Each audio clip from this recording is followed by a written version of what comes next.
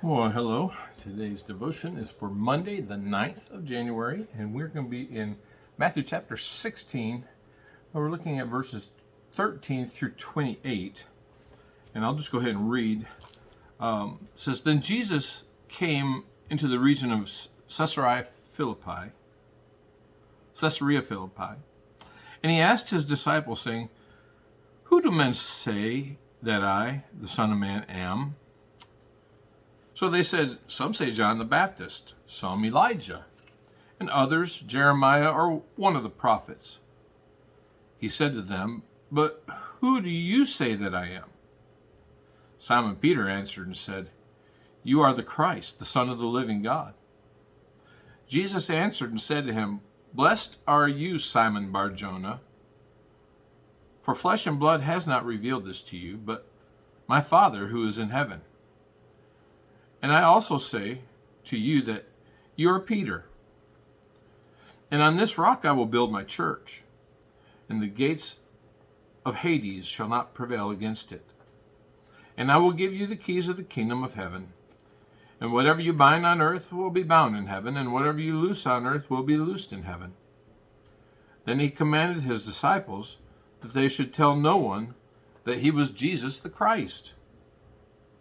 From that time, Jesus began to show his disciples that he must go to Jerusalem and suffer many things from the elders and chief priests and scribes, and be killed, and be raised the third day.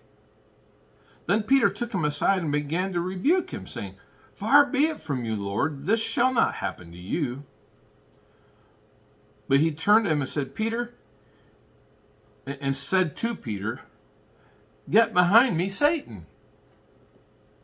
You are an offense to me, for you are not mindful of the things of God, but the things of men. Then Jesus said to his disciples, If anyone desires to come after me, let him deny himself, take up his cross, and follow me.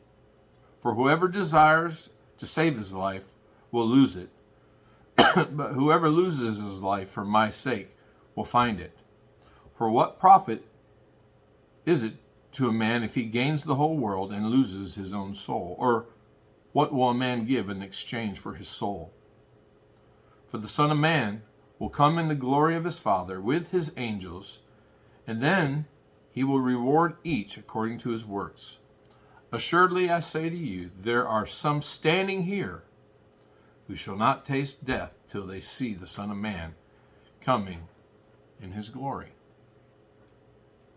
So, Jesus asks a very interesting question.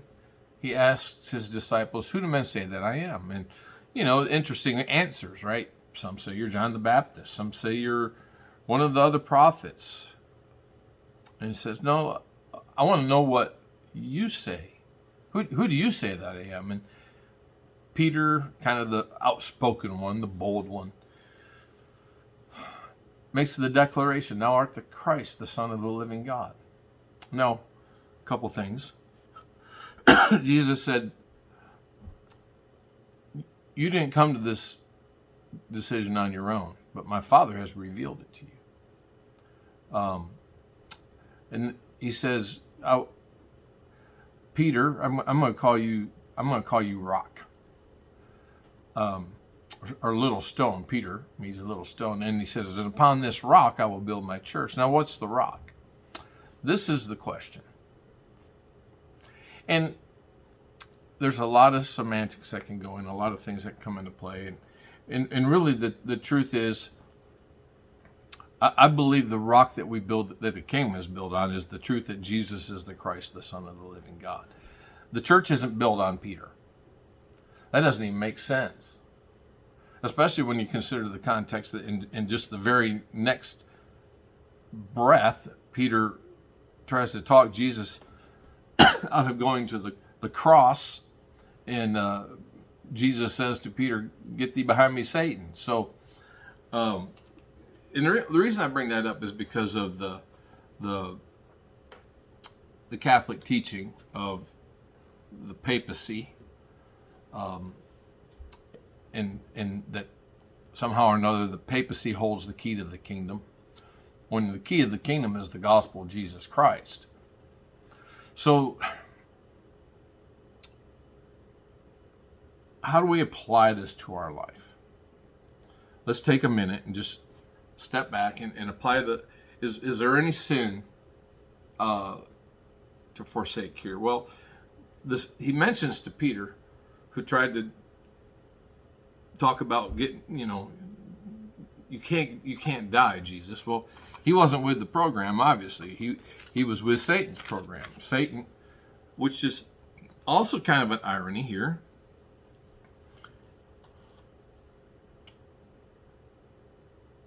Why would Satan want to talk Jesus out of going to the cross,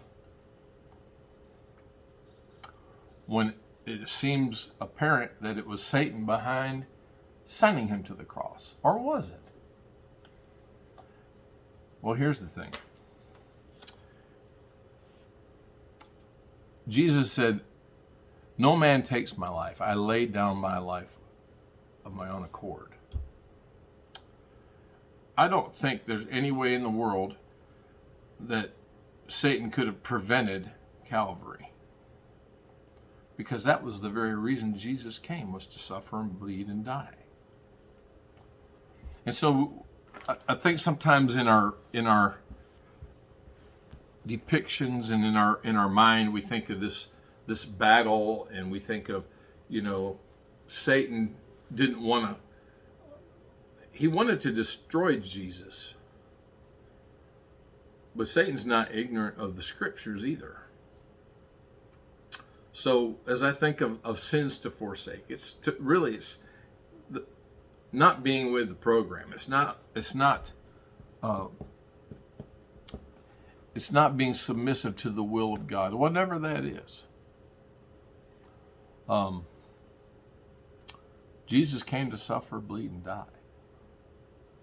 And sometimes when you read a passage like this, it's easy to kind of, what's going on here? I think it's very clear. Remember the context, and I've mentioned this before. The context of the book of Matthew is very much presenting Jesus as the King of Kings. Who do men say that the Son of Man is? That's the question. So, as the King of Kings,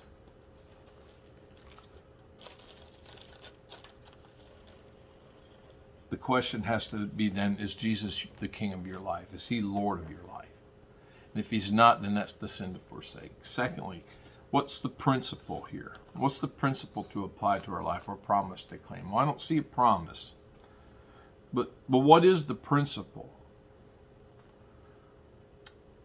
The principle, as I see it here in this passage, is that Jesus predicts his death and his resurrection.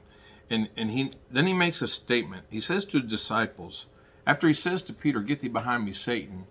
You're an offense to me. You're not mindful of the things of God, but the things of men." He says, "If anyone desires to be my disciple, or to come after me, he must, one, deny himself, take up his cross, and follow me. For whoever desires to save his life will lose it, but whoever loses his life for my sake will find it." Now that's the principle that we need to understand and apply to our life. The principle that when we lose our life for God, we gain it. If anyone wants to follow after me, he must deny himself. Paul said, "I die daily." Now, obviously, that did not mean he died a physical death on a daily basis. That's foolish.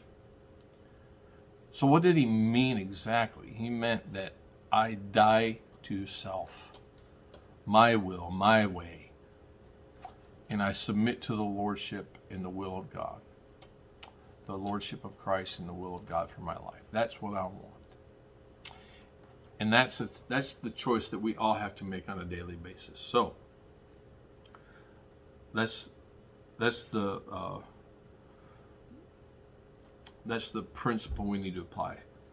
Thirdly, what's the example to learn from? Well, here's the example of Peter. The example of Peter was, first he says, "Thou art the Christ, the Son of the living God," but then he's forgetting who he is.